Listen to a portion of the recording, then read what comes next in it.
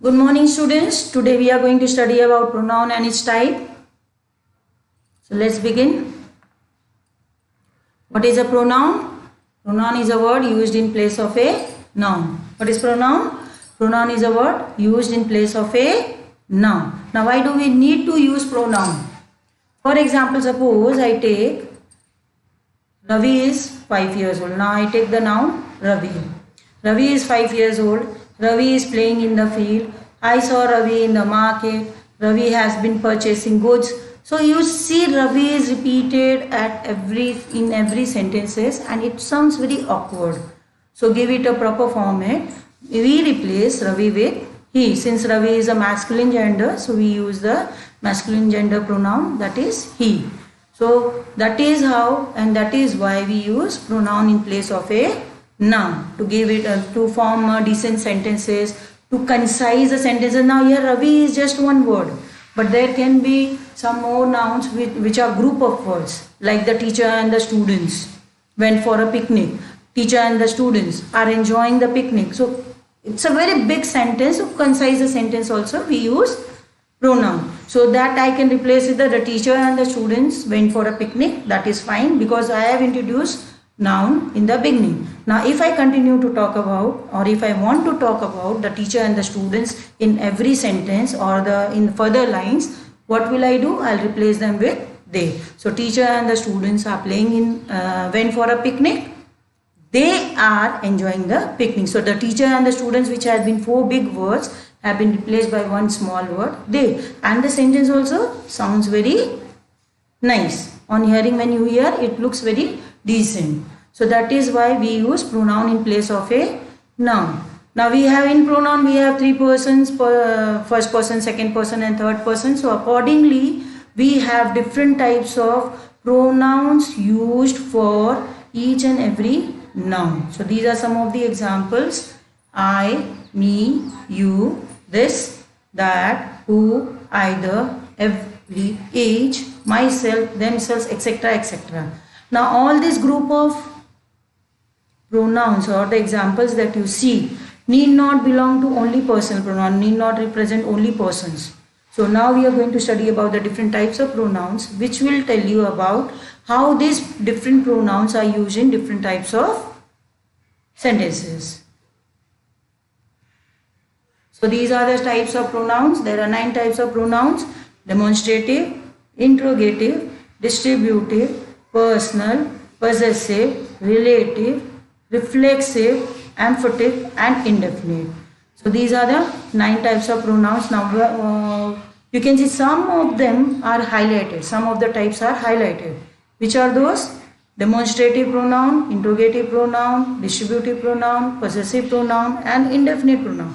These are highlighted. The purpose behind highlighting these sentences is, or these types is, the same type you will study in adjective. You will have demonstrative pronoun as well as demonstrative adjective. You will have interrogative pronoun as well as interrogative adjective. Same way you will have distributive pronoun, possessive pronoun and indefinite pronoun also as distributive adjective, possessive adjective and indefinite adjectives. And above all, you will see the examples are also same. The examples belonging to demonstrative, interrogative, distributive, possessive and indefinite are also same. What differs is the use. So let's study one by one each and every type. So the first type is demonstrative pronoun. What is a demonstrative pronoun? Demonstrate means to point out. Demonstrate means to point out. So demonstrative pronoun, the definition of demonstrative pronoun is, it is used to point out the objects which it refers to. It is used to point out the objects which it refers to. Means whichever things I want, whichever objects I want to talk about or know about, what will I do? I'll point to that object or thing using these words. That is this, that, these, those. There are only 4 demonstrative pronouns. That is this, that, these, those. Now this is for the near object. If I have to point out some near object, I will use the word this. If I have to point out the object far away, I will use the word that. This and that are the singular forms, whereas these and those are the plural forms of the same. This and that is the singular form and these and those are the plural forms. So this, these, that, those. This, these, that, those. Now how do we use demonstrative pronoun in the sentence? For example, let's see how do we use these words in the sentence. This is my book. Now here I have highlighted some words like this, book, and in different colors. I have highlighted this book in different colors. Here book is your noun, so all the nouns are in red color. This in yellow color is your pronoun and this in purple color is your adjective. So how do we use it? This is my book. In this sentence, the word this is a demonstrative pronoun. And in the second sentence, this book is mine. Here, this is your demonstrative adjective. So how do they differ? The difference is the use. A pronoun itself is a noun. A pronoun itself is a noun, so it will never use a noun after it. Whereas adjective speaks about noun. We all know that it describes a noun. So here this will be followed by a noun. Which book? This book. So this particular book is pointed out by using the word this. So here you can see this is my book in the first sentence, where it is not followed by a noun is your demonstrative pronoun. Whereas this book is mine, in this is followed by a noun, so this is your demonstrative adjective. Same way you can see in another example, those are sweet mangoes. Again here, those not followed by a noun is your demonstrative pronoun and those followed by a noun is your demonstrative adjective. Next type is a possessive pronoun. Again I have used the same example. Possessive pronoun is used to show possession, belongingness, ownership. So possessive noun talks about possession. Examples are mine, ours, his, hers, theirs, yours, etc. So you can see the example. This book is mine. Again, mine is your possessive pronoun and this is my book. Here you can see whose book? My book. Whose book? My book. So here they are showing possession but relating to the noun. So this is your possessive adjective. Another example is this parrot is hers. Whose parrot? Hers. And this is her parrot. Again here hers is your possessive pronoun and her is your possessive adjective. Here you can see the difference between possessive and demonstrative pronoun and adjectives. The same example which we have discussed just now, you can see this is my book. The same sentence contains two types of words, that is demonstrative and possessive. But one of them is pronoun and other is an adjective. Whichever pronoun is followed or whichever word is followed by a noun belongs to your adjective. So demonstrative pronoun is your this and my is your possessive adjective. Again the same example written in a different way. The same this which has been demonstrative pronoun in the previous example, here this is your demonstrative adjective and mine is your possessive pronoun. Whenever you are writing, in some of the books you might observe or read, my is mentioned as possessive pronoun. In some of the books, in few of the books which are not standard books, you will see my is used as a possessive pronoun, which is absolutely wrong. My is only and only adjective. It's not a pronoun at all. So I hope you have understood these two topics. Now let's study about interrogative pronoun. Interrogative pronouns are used to ask questions. If you have to ask questions, you can use WH words and ask question. Example, who, whose, whom, what, which. These are your interrogative pronouns. So you can see which is your book. Now, as we have discussed earlier, again you are going to study interrogative pronoun in the adjective. You will see which is your book and which book is yours are the two forms of the same sentence with the same meaning. But in the first sentence, which is your book, which is interrogative pronoun, as it is not followed by a noun, so which is your interrogative pronoun. And in another sentence, which book is yours, here which is your interrogative adjective.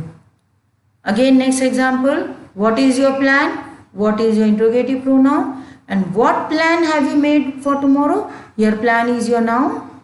So again, what becomes your interrogative adjective. The same way as we have discussed in demonstrative and possessive pronoun, same way here also you will see if the word is followed by a noun, it is your that particular type of adjective.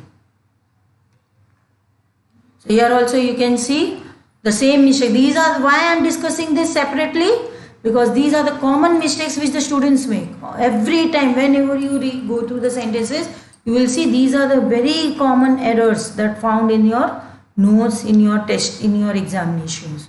So that is why I am emphasizing on this again and again.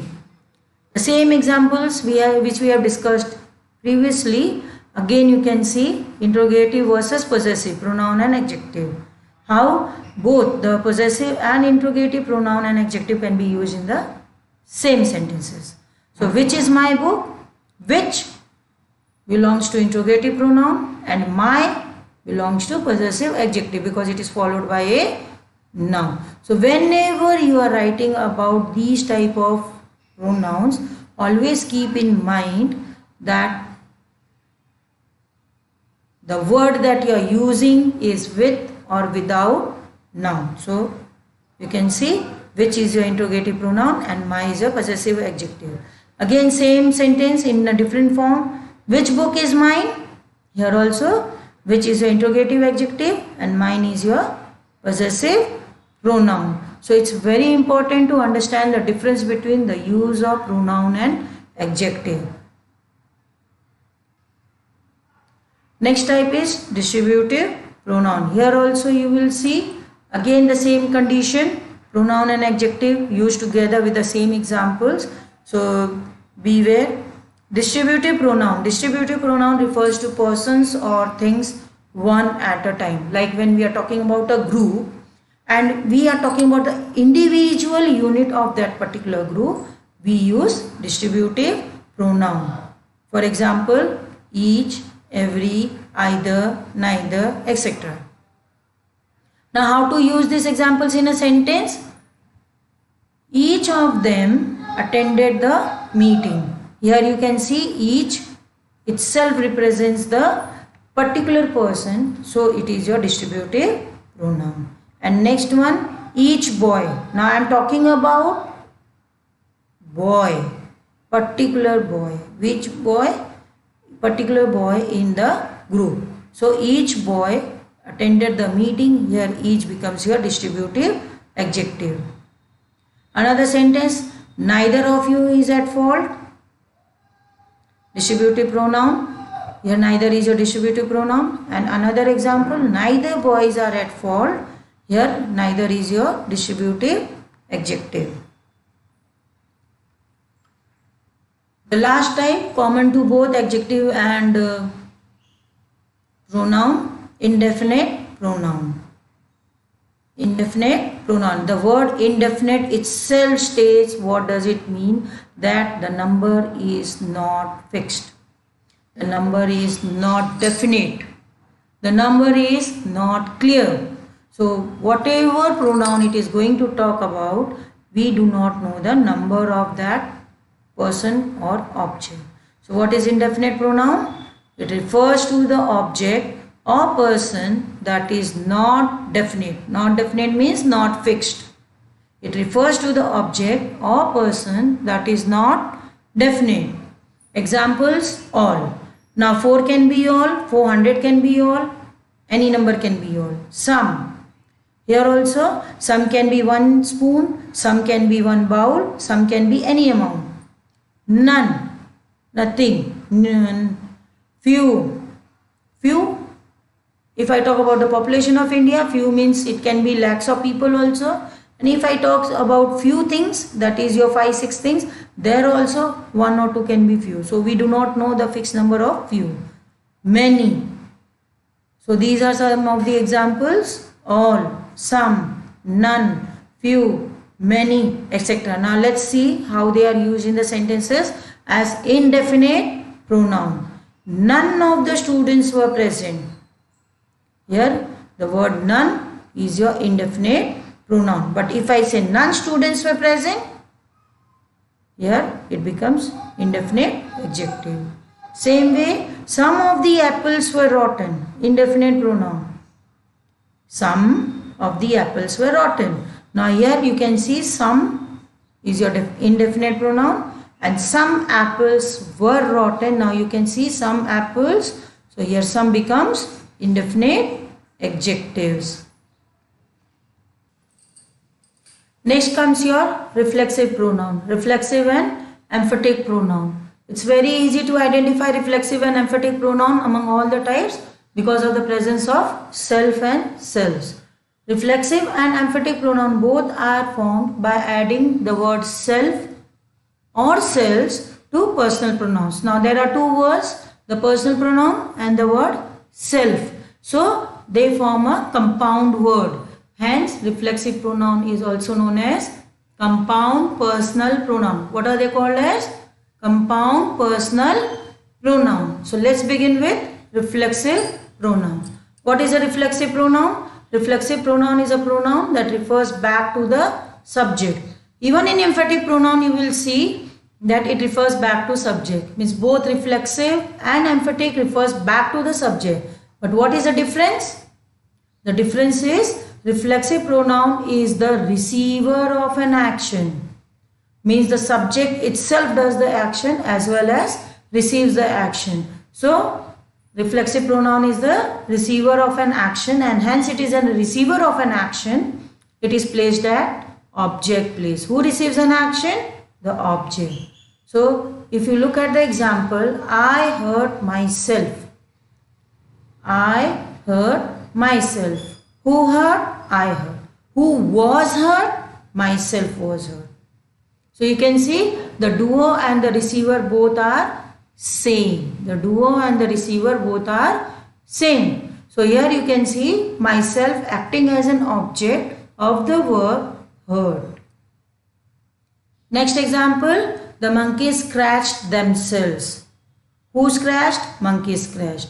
Whom they scratched? They scratched themselves. So here also the work of scratching is done by monkeys on themselves. So here also themselves is acting as an object. So in both the examples you see myself and themselves act as an object, the receiver of an action. Other examples you can see here. Myself, ourselves, themselves, yourself, itself, himself, herself. Now here you can use even yourselves as well. If it is plural, you can use it as yourselves. But it should be very clear whether it's singular or plural. So we have to be very careful with the use of yourself. Next is your emphatic pronoun. As I said, it also refers back to the subject, but it is used for the sake of emphasis. Emphatic pronoun is used for the sake of emphasis. Examples are again same. Myself, ourselves, themselves, yourself, itself, himself, and herself. Look at the examples in the sentence form. The plan itself was fine. The plan itself was fine. Even if I don't write itself. If I don't write itself, the plan was fine is a sentence. Even that sentence is correct. So here I have used itself only for the sake of emphasis. It has no other role to play in it. Even if I don't use emphatic, the sentence reads as the plan was fine. So I have to emphasize on plan, so I have used the word itself. The plan itself was fine. So here itself is your emphatic pronoun. In the second example, I locked the door myself. Who locked the door? Myself. Here also I am emphasizing myself. I have used the word myself for emphasizing purpose. I locked the door. You can simply say that. There is no harm in it. You can simply say I locked the door. Sentence is complete. Everyone has understood who locked the door. But still you have to emphasize that no one else. It's me who locked the door. So here you are using myself for emphasis. Itself and myself both are used for emphasis. Now just like reflexive pronoun. Reflexive pronoun is used at the object place. So where should be the emphatic pronoun be present? Emphatic pronoun is not present along with the verb. Because it has nothing to do with the verb. They are either present with the subject. Here you can see in the first example. Either it is present with the subject or at the end of the sentence after your object. So door is your object here. It will be present at the end of the sentence. So the position of emphatic pronoun is either along with the subject or at the end of the sentence. This is a tabular form of use of forms of reflexive and emphatic pronoun. How reflexive and emphatic forms are formed with the help of different personal pronouns. So we have first person singular I as myself for reflexive or emphatic pronoun. Plural first person we will change to ourselves. Now whenever we are using self, we have to be careful whether it is singular or plural. So whenever it is plural, you have to use the word selves, the plural form of self. So we, ourselves. You, yourself. If it is singular. Second person singular. And you, yourselves if it is plural. Third person singular. He, himself. She, herself. It, itself. They, themselves. So all the topics that we have discussed today were the short and common topics. There are two more big topics, that is your personal pronoun and the relative pronoun, which we are going to discuss in the upcoming videos. So for today, that's all. Goodbye.